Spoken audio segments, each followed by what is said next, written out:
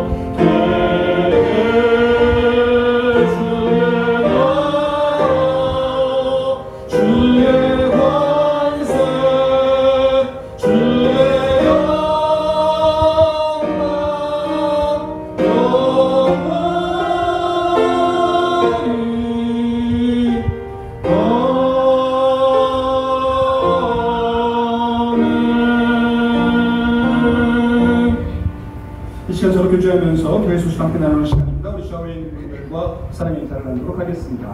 사랑합니다. 축복합니다. 여러분 모두를 주님의 이름으로 환영하고 축복합니다. 우리 이 시간 특별히 축복하고 싶은 가정이 있습니다. 우리 결혼 예식 마치고 우리 김나경 성도 우리 떡도 잘 대접받았고 근데 결혼식 축하해 주셔서 고맙습니다 하는 마음으로 왔을 거라고 생각하는데 내 말이 맞죠? 잠깐 일어나시라고. 예림이도 함께 일어나고 우리 복된 가정 하나님 은혜 가운데 더 행복하십시오.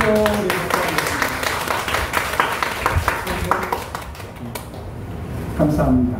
오늘 맥주감사주일로 함께 예배합니다. 지난 6개월 동안 베풀어 주신 하나님의 은혜를 기억하며 여러분 예배하시기 바랍니다. 드려진 헌금 10분의 1은 우리 이웃사랑을 위해 정성껏 사용하도록 하겠습니다. 우리 코로나 바이러스 감염증 이제 점차 완화되고 있고 곧 해제되리라 기대하고 있습니다. 우리 조심스럽지만 예배 후에 함께 애찬 나눕니다. 우리 이번 주에는 은혜 속에서 담당해 주셨고 다음 주에는 찬양소 준비해 주시기를 바랍니다. 특별히 우리 식사 준비하실 때마다 교회 어르신들 더욱더 건강할 수 있도록 여러분 기도해 주십시오. 남아열매도서관 프로그램 진행 중에 있습니다. 안전하게 진행될 수 있도록 그리고 우리 남아열매도서관이 우리 선교 역할 잘 감당할 수 있도록 여러분 기도해 주시고 후원해 주시기를 바랍니다. 우리 종로지방의 목회자 원래회의 돌아오는 목요일 오전 11시 세검정교회 예배당에서 모입니다. 담임 목사 다녀오도록 하겠습니다.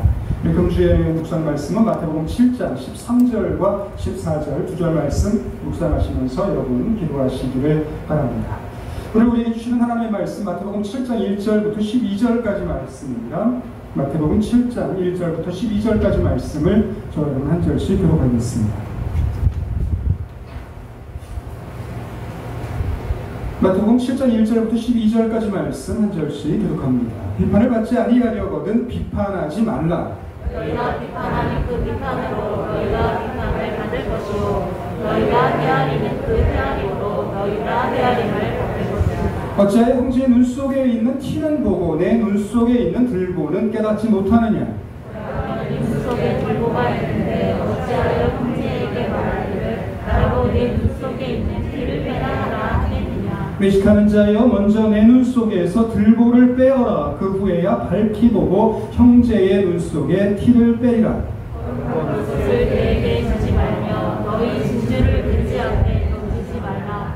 그들이 그것을 발로 밟고 돌이켜 너희를 찢어 상하게 할까 염려하라. 구하라 그리하면 너희에게 주실 것이요 찾으라 그리하면 찾아낼 것이요 문을 두드리라 그리하면 너희에게 열릴 것이니 구하는 이마다 받을 것이요 찾는 이가 찾아낼 것이요 들리는 이에게는 열릴 것입니다. 너희 중에 누가 아들이 떡을 달라 하는데 돌을 주며 생선을 달라 하는데 뱀을 줄 사람이 있겠느냐. 너희가 악한 자라도 좋은 것으로 자식에게 줄 알거든 하물며 하늘에 계신 너희 아버지께서 구하는 자에게 좋은 것으로 주시지 않겠느냐.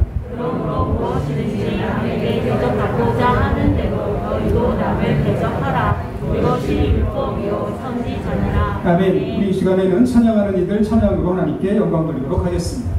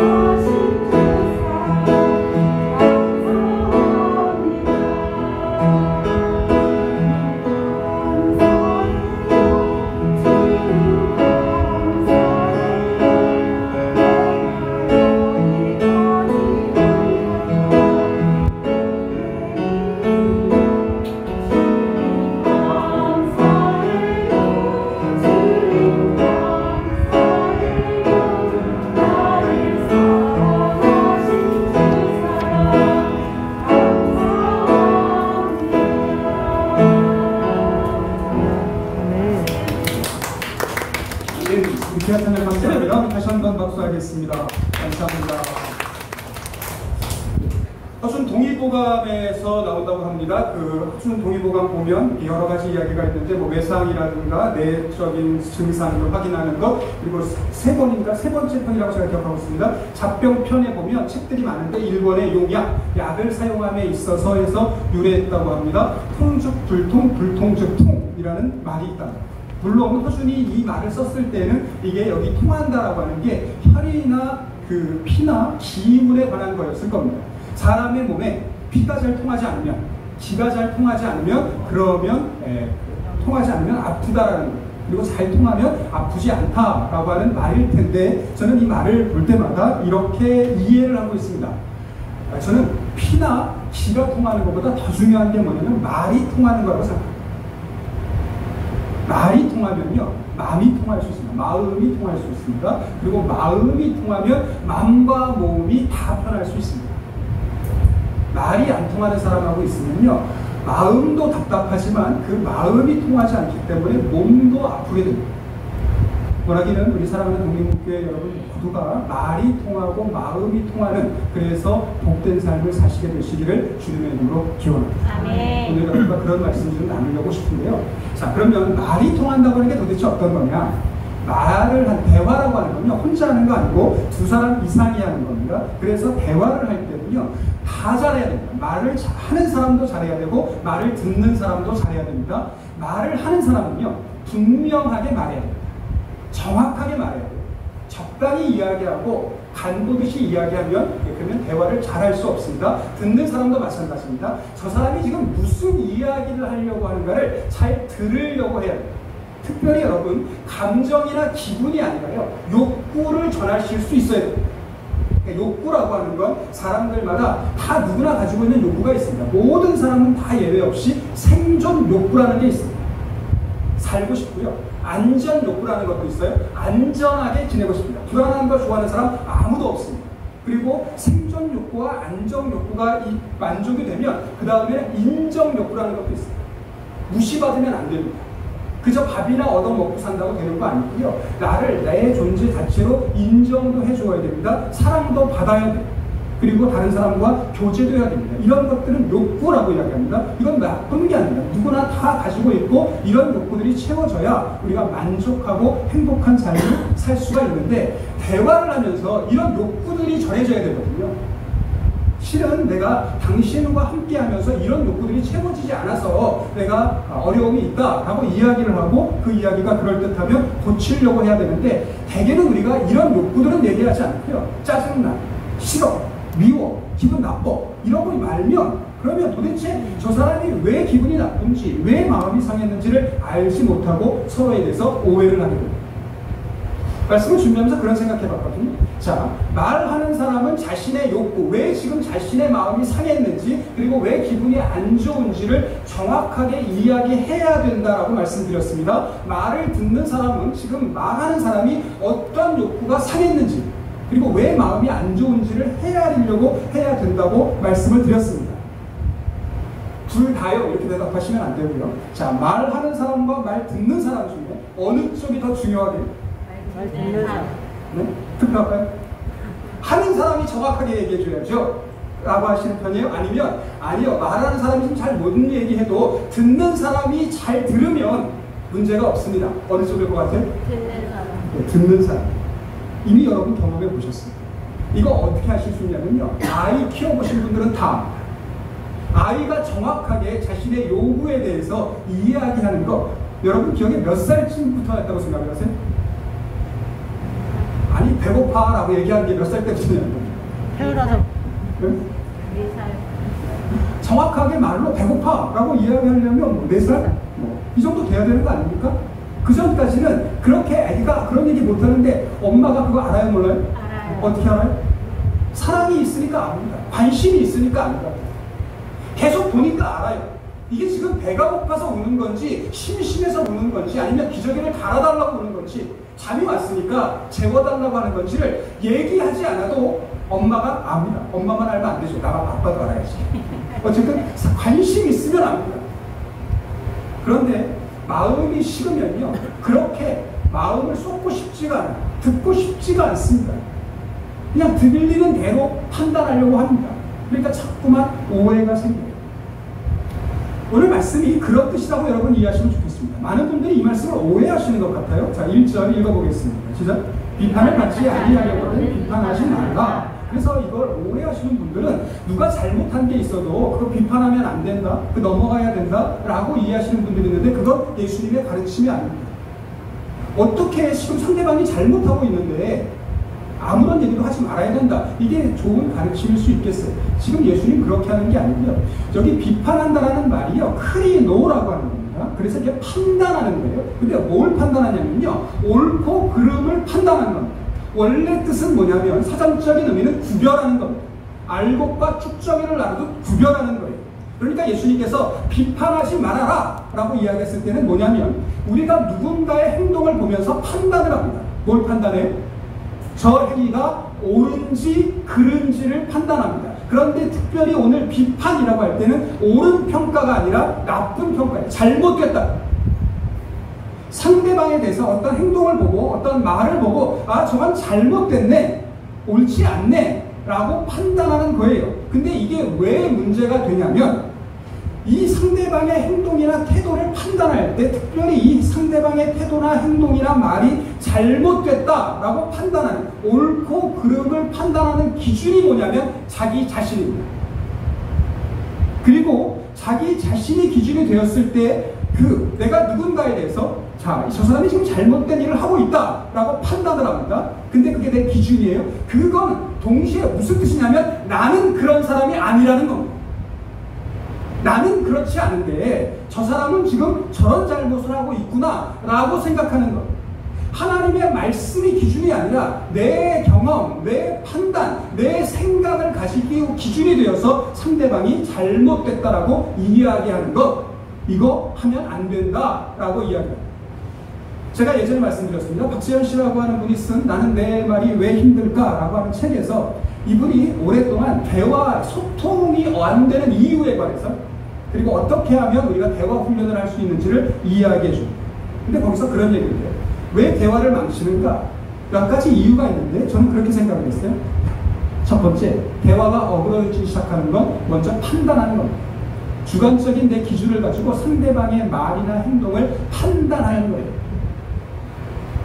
그래서 그 사람이 틀렸다라고 생각합니다. 그러고 나면 자연스럽게 판단은 비난으로 이어집니다. 너는 늘 그 모양이지. 너는 예전에도 그랬어. 너는 늘 똑같아.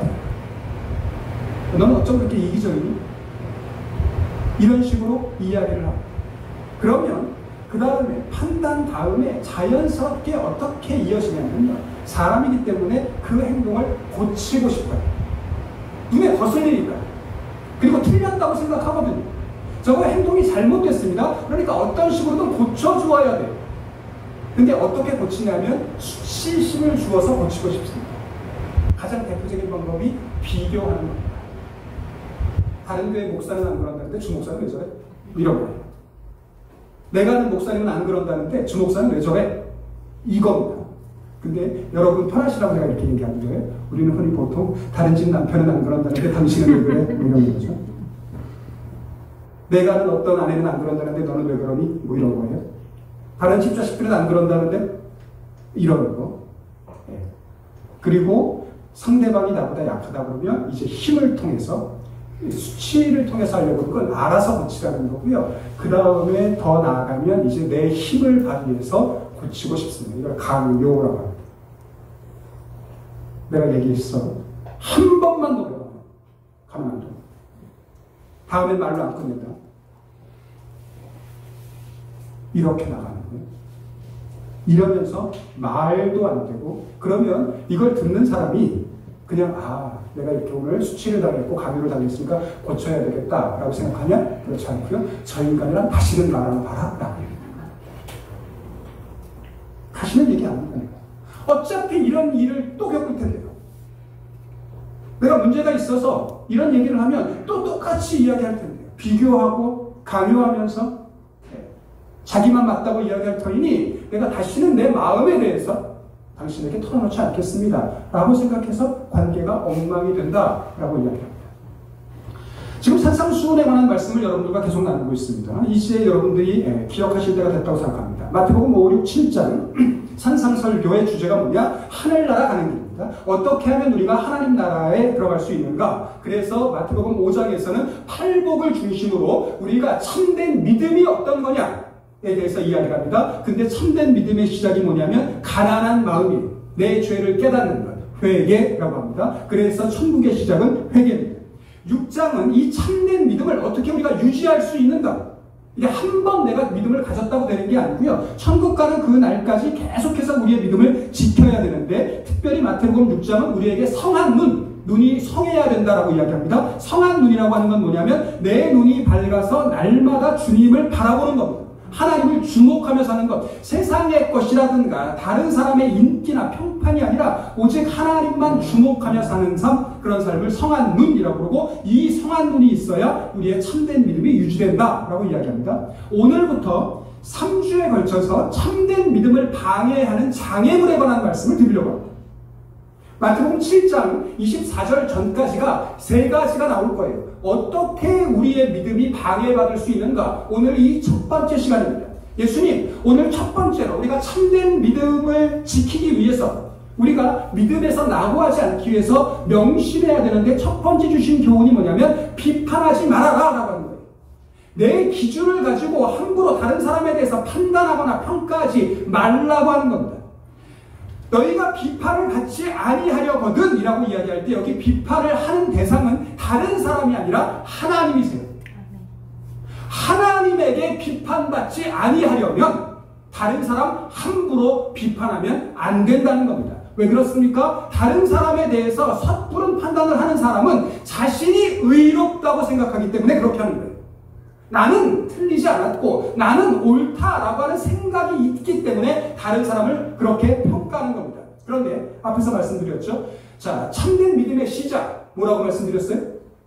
팔복의 시작, 마음이 가난한 거라고 그랬잖아요. 내가 죄가 있는 줄 깨달으면 다른 사람에 대해서 함부로 판단할 수 없다고 하는 겁니다.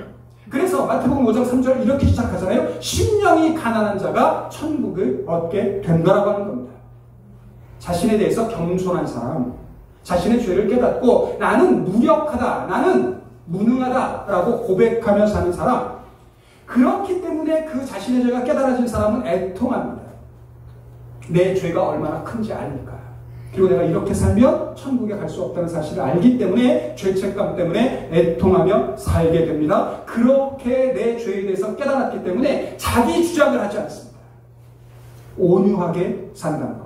하나님에 대해서는 순종하고 이웃에 대해서는 부드러움을 유지하며 삽니다. 그리고 자기에게 필요한 건 다른 것 아니라 내가 죄인이기 때문에 하나님의 의가 필요하다는 사실을 압니다. 그래서 그는 의에 줄이고 목말라 살게 되고요. 그리고 내가 하나님의 은혜로 말미암아 하나님의 의를 아무 공로 없이 얻었다고 믿기 때문에 나에게 잘못하는 사람에 대해서도 긍휼히 여기며 살고, 그리고 화평을 누리며 살게 된다라고 이야기합니다.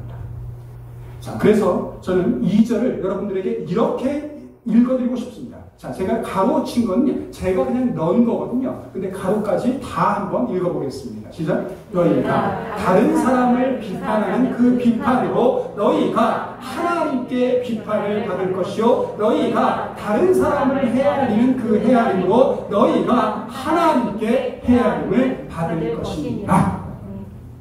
그러니까 만일 여러분들이, 그러니까 사람이니까 어쩔 수 없습니다. 오늘도 어쩌면 지금 이 시간에도 여러분들 눈에 거슬리는 사람이 보일지 모릅니다. 그래서 팁을 드리자면, 은혜받고 싶으시면 그래서 다른 사람의 뒤통수가 안 보이는 앞으로 오셔야 돼요. 뒤통수가 보이면 자꾸 판단하고 싶어지거든요. 오늘 예배 시간에도, 아니면 예배 시간 시작되기 전에, 혹은 예배 시간 마친 이후에 여러분들이 판단하고 싶고 헤아리고 싶은 사람이 많이 있을지 모릅니다. 그런데 여러분들이 그때마다 명심하셔야 됩니다. 내가 지금 헤아리고 있는 이 헤아림과 내가 판단하고 있는 이 판단이 하나님의 심판대 앞에서 하나님이 나를 판단하실 제목이라는 거. 만일 여러분들이 누군가가 인내심이 부족한 것 같아서 저 사람은 뭐 저렇게 인내심이 없어, 참을성이 없어 라고 판단하셨다면 주님이 심판 못 물으신다고요? 너는 얼마나 인내력이 있었니? 이러고 물으실 거예요. 아이고 저 사람 뭐 저렇게 사람이 없고 뭐 저렇게 인색해, 뭐 저렇게 사람이 딱딱해 라고 판단하셨다면 하나님이 여러분들에게 못 물으실 거예요? 너는 얼마나 많이 사랑하고 살았니? 이러고 물으실 거예요.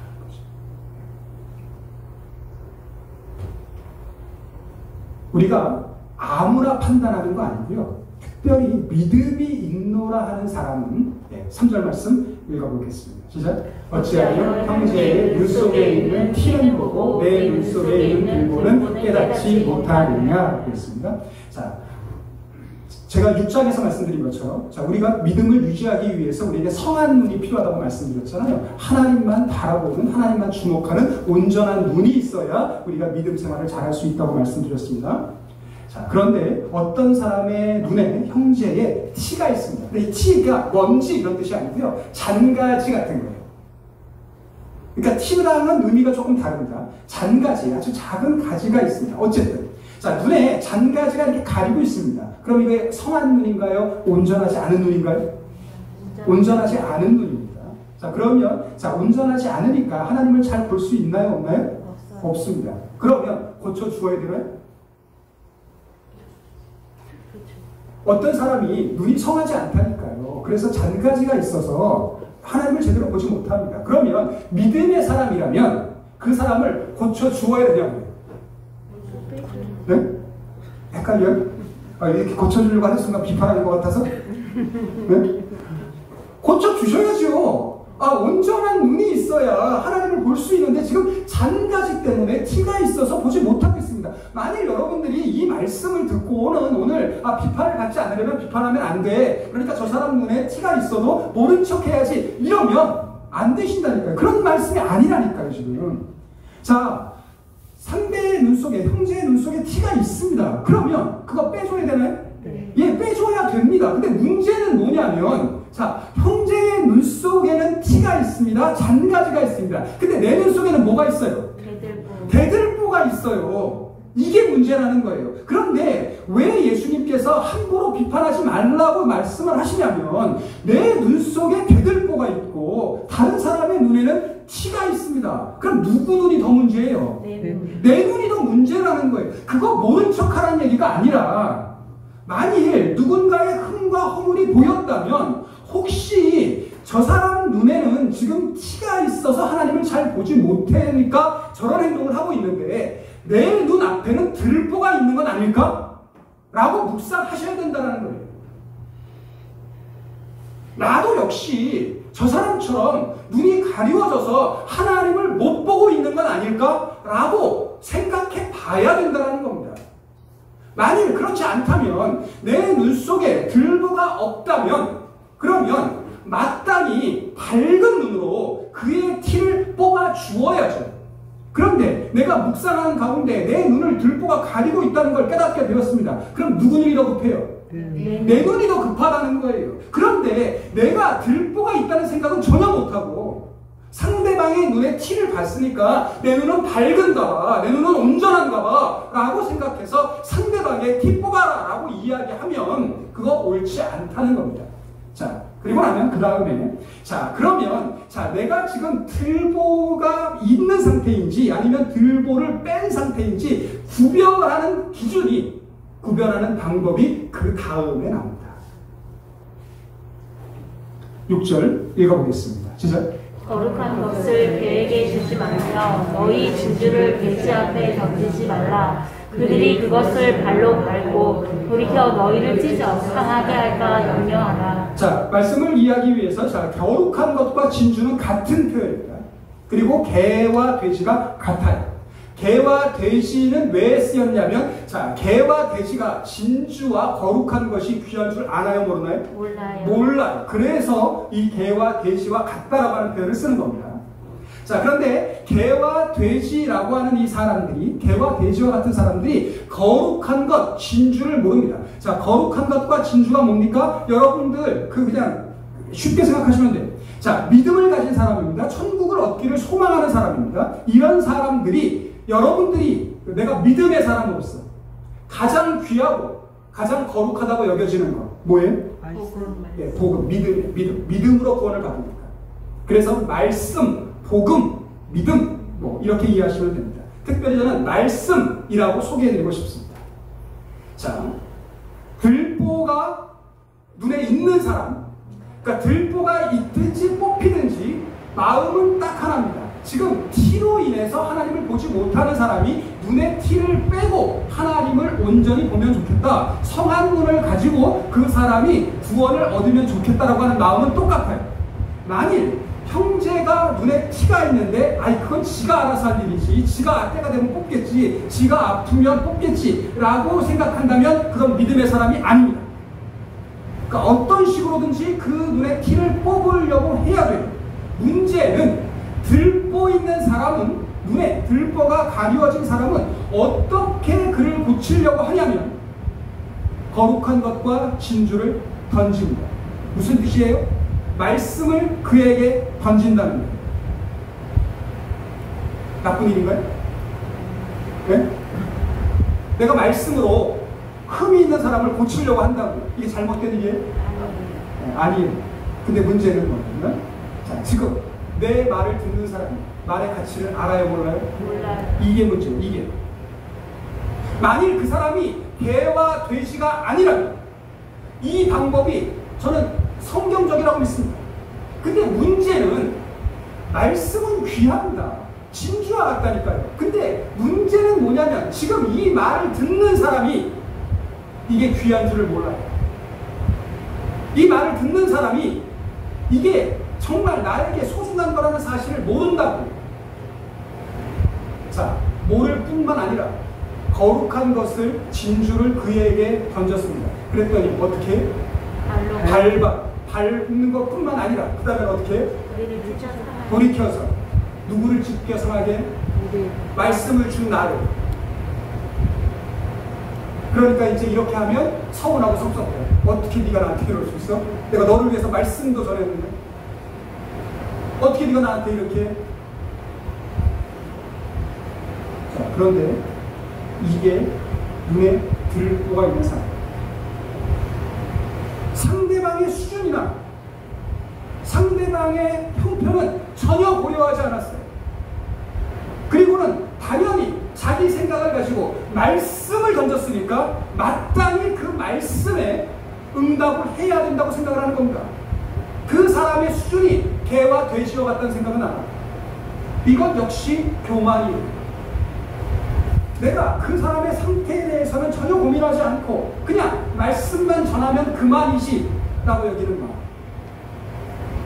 눈에 들보를 뺀 사람은 이렇게 하지 않는답니다. 눈에 들보가 있는 사람은 눈에 들보가 있지만 하나님의 말씀을 가지고 상대방을 변화시키고 바꾸겠다라고 하는 사람은 들보가 있는 사람이고, 눈에 들보를 뺀 사람은 그렇게 하지 않는데요. 7절 읽어보겠습니다. 시작. 구하라, 그리하면 너희에게 주실 것이요, 찾으라, 그리하면 찾아줄 것이요, 문을 두드리라, 그리하면 너희에게 열릴 것이요. 이것 따로 설명할 필요가 없습니다. 여러분 마태복음 7장 7절의 말씀, 뭐에 대한 교훈이라고 들으셨어요? 기도. 네, 기도요. 자, 이렇게 정리하면 좋겠습니다. 상대방의 허물을 보았을 때, 상대방의 눈에 티를 보았을 때 말씀을 던져서 고치려고 하는 사람이 있고, 그 다음 7절 말씀대로 뭐를 통해서 고치려고 해요? 기도로 고치려고 하는 사람이 있다는 거예요. 말씀으로 고치는 게 나쁜 일 아닙니다. 그런데 문제는 뭐냐면 그 말씀이, 자, 이 말씀은 내가 하는 내 말인가요? 하나님의 말씀인가요? 하나님의 말씀이에요. 근데 우리가 어떤 착각을 하냐면 내가 전했으니까 내 말이라고 생각하는 거예요. 이건 목사가 제일 많이 하는 실수입니다. 제가 예전에 그랬다. 예전 아니고 얼마 전까지도 그랬다니까요. 우리끼리니까 그냥 얘기하겠어요. 제가 얼마 전까지 어떤 교만함이 있었냐면 어떻게 내가 설교하는데 이럴 시간에 줘라? 이런 생각이 있었다니까요. 하나님의 말씀이 선포되는데 어떻게 저렇게 해가 아니라 내가 설교하는데 어떻게 저래? 우리가 말씀으로 누군가를 고친다고 이야기를 하면서 대개는요, 하나님의 말씀의 능력을 믿는 게 아니고 내가 얘기한 거예요. 근데 더 권위 있으라고 하나님의 말씀으로 갖다 댄 겁니다. 하나님의 자녀가 어떻게 그렇게 해요? 하나님의 사람이 어떻게 그럴 수 있어? 말씀 봐봐. 말씀에 이렇게 되어 있는데. 실은 내 얘기를 하고 싶었던 거예요. 내 얘기를 그냥 하나님의 말씀으로 포장을 해서 전해놓고는, 그리고는 그게 하나님 말씀이라고, 거룩한 거라고, 진주라고 얘기하는 겁니다. 그런데 눈에 들보를 뺀 사람은 말씀이 아니고요, 기도로 한대요. 뭐 어떤 분들 구하라, 찾으라, 두드리라 뭐 다들 의미를 이야기하는데 제가 볼 때는 그게 중요한 것 같지는 않습니다. 구하다, 물론 단어는 다릅니다. 아이테오 그러면 요청하다, 요구한다는 뜻이고요. 찾다, 제테오 그러면 원한다, 요구한다는 거예요. 다 그냥 저는 요구하면, 청하면, 자 우리가 하나님께 청하면 그러면 하나님이 우리에게 주실 겁니다. 우리가 하나님께 원하면 하나님께서 우리에게 주실 거예요. 조금 다른 게 있다면 문을 두드리라 라고 하는 거예요. 두드리다, 풀어 그러면 이제 노크한다 이런 뜻도 있는데요. 입장권을 얻는다 라는 뜻도 있습니다. 그리고 열린다라는 말은 이제 부서진다라는 거예요. 그러니까 제가 여기 입장권을 얻는다라고 하는 말을 들으면서 자 내가 상대방의 흠과 허물에 대해서 그 사람의 눈에 티끌에 대해서 티에 대해서 보았습니다. 그리고 그를 위하여서 구하고 찾았습니다. 뭘 구한 거예요? 문 열리다. 어떤 문 열리라고? 천국문이 열리다. 그 사람의 눈에 티가 없어져서 천국문이 열려서 그 사람이 하나님의 나라에 들어가게 해달라고 구하면 그러면 하나님께서 우리의 기도를 들으시고 문을 여셔서 그를 천국으로 들여보내 주신다고 믿는 사람, 그 사람이 눈에 들보를 뗀 사람이다 라고 예수님이 말씀하십니다. 그러면서 예수님 이렇게 또 이야기하시죠. 9절 10절 이어서 읽겠습니다. 시작. 너희 중에 누가 아들이 떡을 달라 하는데 돌을 주며 생선을 달라 하는데 뱀을 줄 사람이 있겠느냐 라고 이야기하는데 이건 그런 뜻입니다. 이스라엘 사람들의 주식은 빵 같은 건데요. 이 빵이 이게 시간이 지나면 딱딱해집니다. 근데 잘 부패가 되지 않아요. 그래서 그냥 정말 그 예전에 제가 단기 선교 갔을 때 보면 농 위에다가 이렇게 쌓아둡니다. 그러고 있다가 이걸 이렇게 하나씩 꺼내서 우유를 데워요. 그리고 우유에다가 이걸 녹여서 이렇게 뚝뚝뚝뚝 끓여 먹으면 스프에 빵 찍어 먹듯이 그렇게 먹어요. 그러니까 그런 거라고 생각하시면 돼요. 만일 자식이 떡을 달라고 하는데 딱딱한 빵 주는 부모 없다는 거예요. 아들이 배고프다 보면 그거 아니고 새 반죽해서 딱 부드러운 빵 준다라고 이해하시면 됩니다. 생선을 달라는데 뱀을 줄 사람이 어디 있느냐라고 하는 것도 마찬가지입니다. 어느 날은 맨날 빵만 먹지 않고 생선 먹고 싶어요 라고 얘기를 했는데 이스라엘 사람들은 레위기 15장에 보면 규례에 의해서 그들이 먹을 수 있는 생선과 먹지 못하는 생선이 정확하게 구별됩니다. 11장 9절 읽어보겠습니다. 시작. 물에 있는 모든 것 중에서 너희가 먹을 만한 것은 이것이니 지느러미와 비늘이 있는 것은 너희가 먹되. 그러니까 여러분들이 일반적으로 생각하는 물고기, 수족관에 키우는 붕어잉어 뭐 이런 거 그런 거 다 생각하시면 돼요. 이런 건 먹어도 아무 문제 없습니다. 근데 먹으면 안 되는 게 있습니다. 10절 읽어보겠습니다. 시작. 물에서 움직이는 모든 것과 물에서 사는 모든 것, 곧 강과 바다에 있는 것으로서 지느러미와 비늘 없는 모든 것은 너희에게 가증한 것이니라. 예수님께서 모든 율법을 폐하시고 그리고 이제 그 사도행전에 나오는 그 고넬료 베드로 환상을 통해서 부정하지 않다라고 이야기하셨으니까 아무 상관이 없지만 만일 이 말씀을 그대로 따르면 오징어 먹으면 안 됩니다. 문어 안 됩니다. 새우 안 됩니다. 그리고 장어 안 됩니다. 여기 나오는 뱀은요, 이게 일반적인 뱀이 아니라 장어라고 생각합니다. 아버지가 생선 먹고 싶다고 하는 아들에게 먹지 못하는 거 아니고 좋은 거, 맛있는 거 준다라고 이해하시면 됩니다. 그러면서 예수님 말씀하시죠. 11절 읽어보겠습니다. 시작.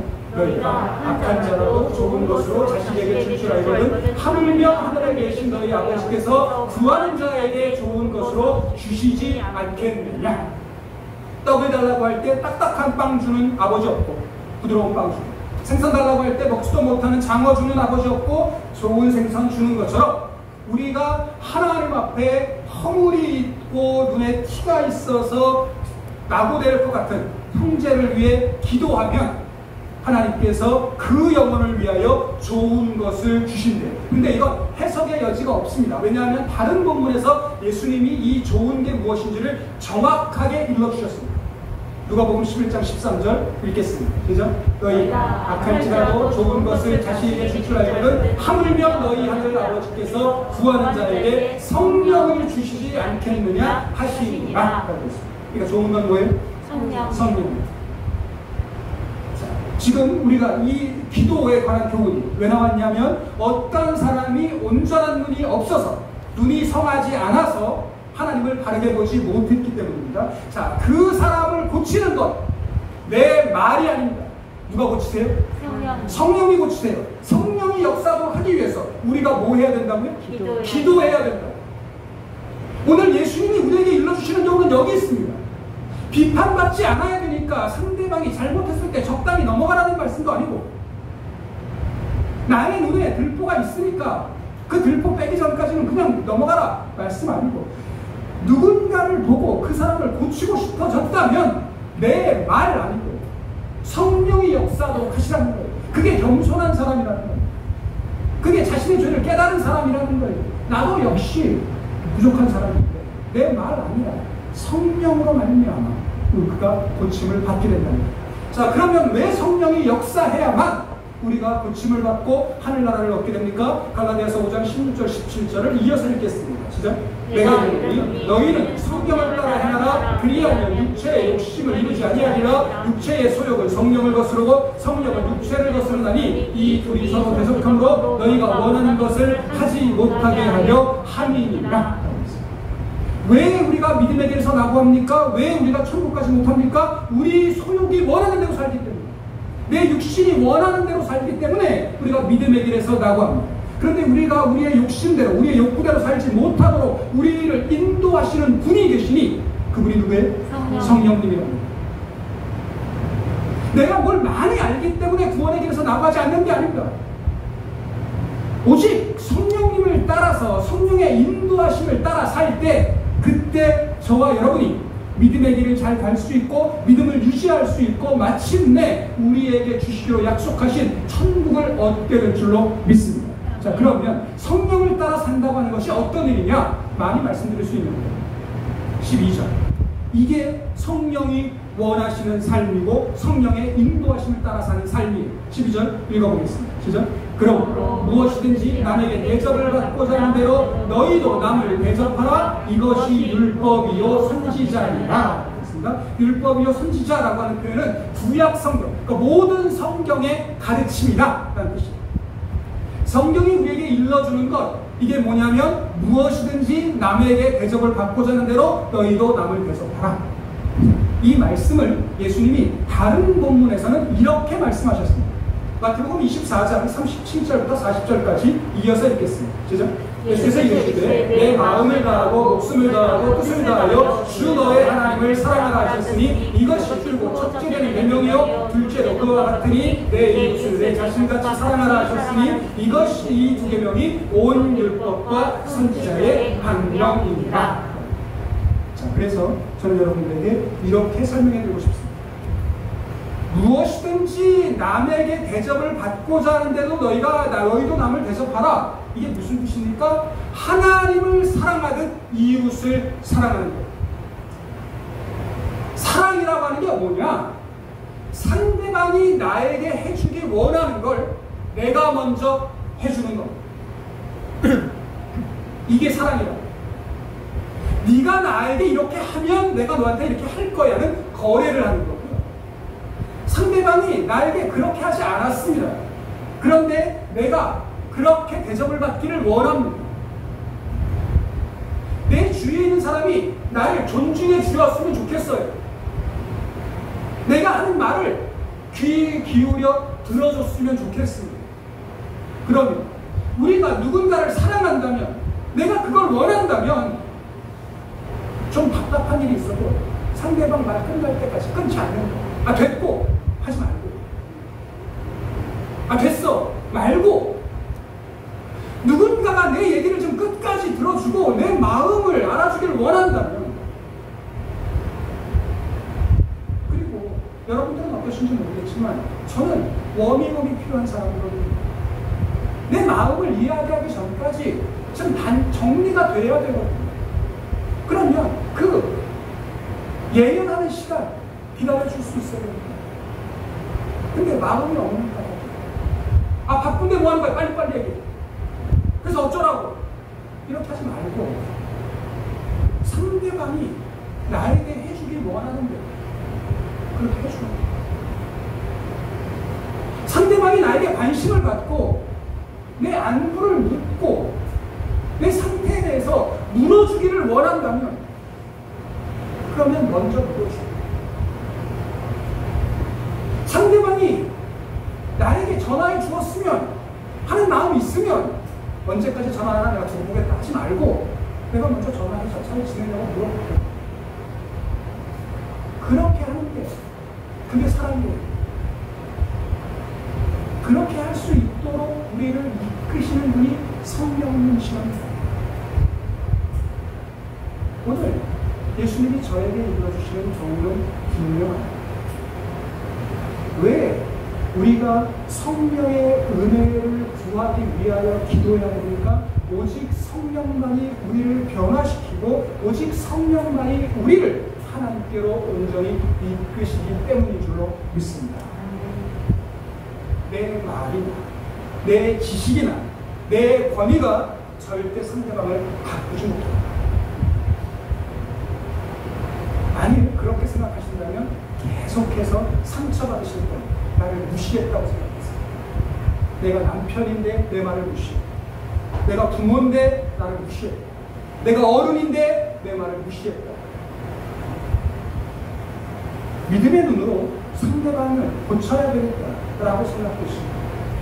말이 아니라 기도를 먼저 하실 수 있기를 바랍니다. 내 권위가 아니라 성령의 역사로 말미암아 그 사람의 심령에 변화가 있기를 원합니다. 특별히 그렇게 기도하실 때 제가 믿는 하나님은 분명합니다. 제가 누군가를 위해 기도했습니다. 기도의 응답으로 성령님을 보내십니다. 근데 그쪽에만 보내시는 분 아닙니다. 누구한테 먼저 보내실 것 같아요? 나에게 먼저 보내십니다. 그래서 내가 성령의 음성을 들었다면 어떻게 하셔야 돼요? 무엇이든지 남에게 대접을 받고자 하는 대로 내가 먼저 해요.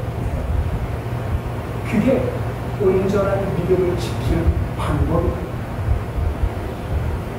저와 여러분들이 믿음 생활을 하다가 내 경륜으로 내 경험으로 교만해지는 사람이 아니라 도리어 다른 사람의 흠과 허물을 볼 때마다 기도의 제목으로 삼고 기도를 통하여 내가 먼저 은혜받고 내가 먼저 변해서 천국 가는 날까지 믿음의 길 잘 걸어가시는 저와 여러분들 다 되시기를 주님으로 기원합니다. 아멘.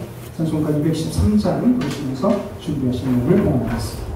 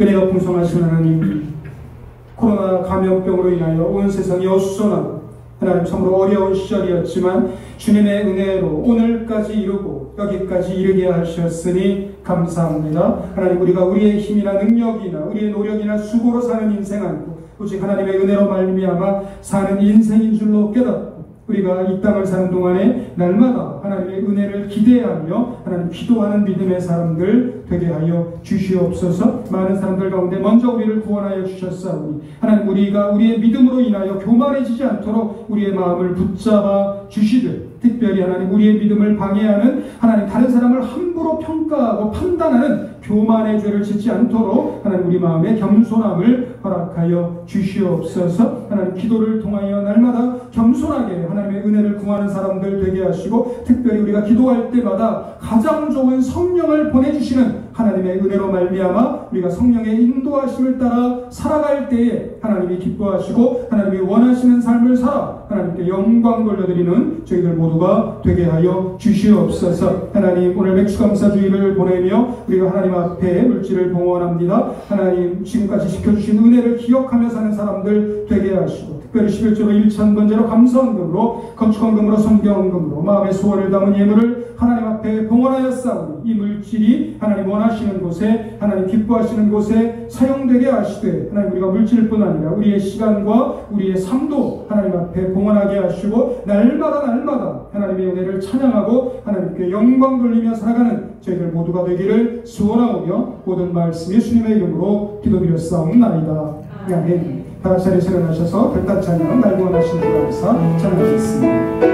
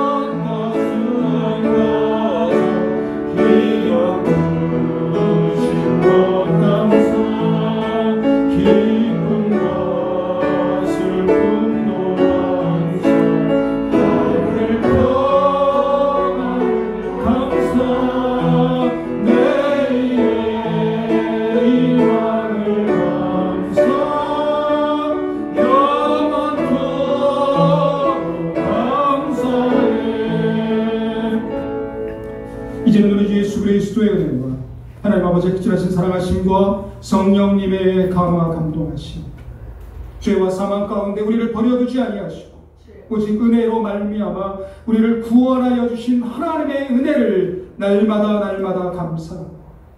험한 세월이었지만 지금까지 인도하여 주신 하나님의 은혜를 기억하고 우리의 삶에 행하실 하나님의 놀라운 일들을 기대하며 살기를 소원하는 우리 모든 성도들 머리머리 위에 지금부터 영원까지 함께 하시옵기를 주님의 이름으로 축원하옵나이다.